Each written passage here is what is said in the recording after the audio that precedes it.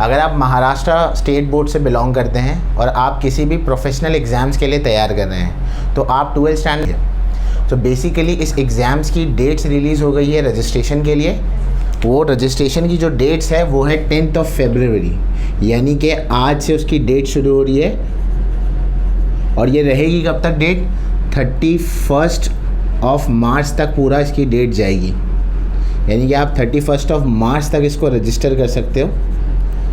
In case अगर आप इस डेट पर भी रजिस्टर नहीं कर पाए तो आप 1 अप्रैल से लेकर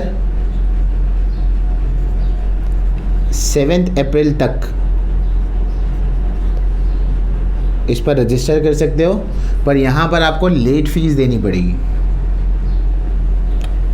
आप किसी भी कारणवश छोड़ सकते हो, आपका ये डेट यहाँ तक चला जाए, बहुत लंबा समय है आपके लिए इसको करने के लिए। यूजुअली अगर आप PCM देते हो या PCB देते हो तो आपकी जो फ़ीस होती है वो 800 होती है। अगर आप दोनों देते हो तो अराउंड 1600 आपकी फ़ीस जाती है।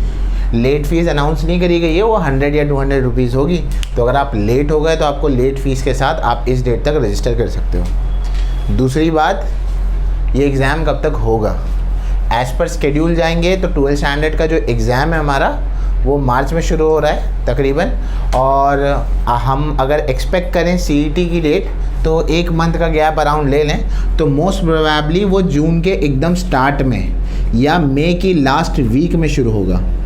जून स्टार्ट में शुरू हो सकता है या मई की लास्ट वीक में हो सकता है इसका एग्ज़ाम, ये एक पॉसिबिलिटी है आपके लिए।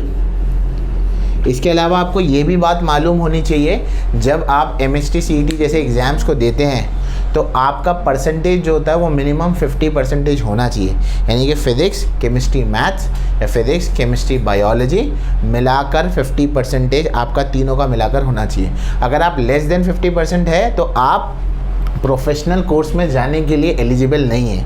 एलिजिबल का मतलब क्या होता है, अमान्य है। यानी कि अगर आपने आपका CET में स्कोर 200 में से 200 आ गया, पर आपका 12 साइंस में या आप जो भी क्लास का एग्ज़ाम दे रहे हैं उसमें अगर आपका 50% नहीं हो रहा है बोर्ड्स में, तो आप उस एग्ज़ाम को नहीं दे सकते, आप देने के बाद भी एलिजिबल नहीं होंगे।